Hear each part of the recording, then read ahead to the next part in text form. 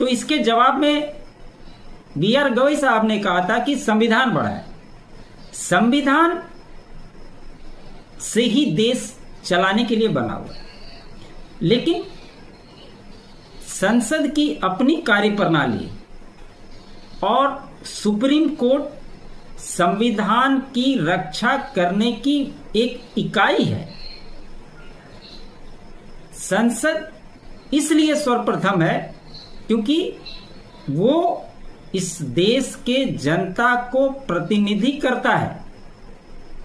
इस देश में जब चुनाव होते हैं तो जनता अपनी रिप्रेजेंटेटिव के तौर पे सांसद को चुनती है, और वो सांसद जब संसद भवन में जाते हैं तो वो एक तरह से उन जनता के प्रतिनिधि के रूप में वहां पे अपने आप को प्रस्तुत करते हैं।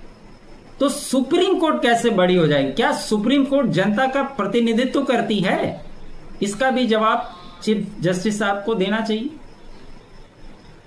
सुप्रीम कोर्ट उस संविधान की अंतर्गत कार्य प्रणाली को देखने के लिए एक संस्था है जो उसके दायरे में रहकर यह देखने की कोशिश करती है कि जो हो रहा है वो सही है या नहीं है। इसी के आधार पर उपराष्ट्रपति जगदीप धनखड़ साहब ने कहा, आपातकाल में अस्तित्वहीन हो गया था संविधान, काला अध्याय था सुप्रीम कोर्ट का फैसला। ये उन्होंने बयान दिया, और वो कैसे था ये आगे बताऊंगा।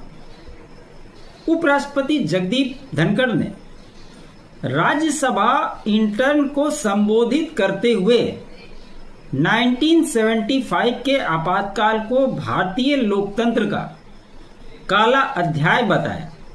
उन्होंने न्यायपालिका की भूमिका पर भी सवाल उठाए और धार्मिक स्वतंत्रता पर चिंता व्यक्त की।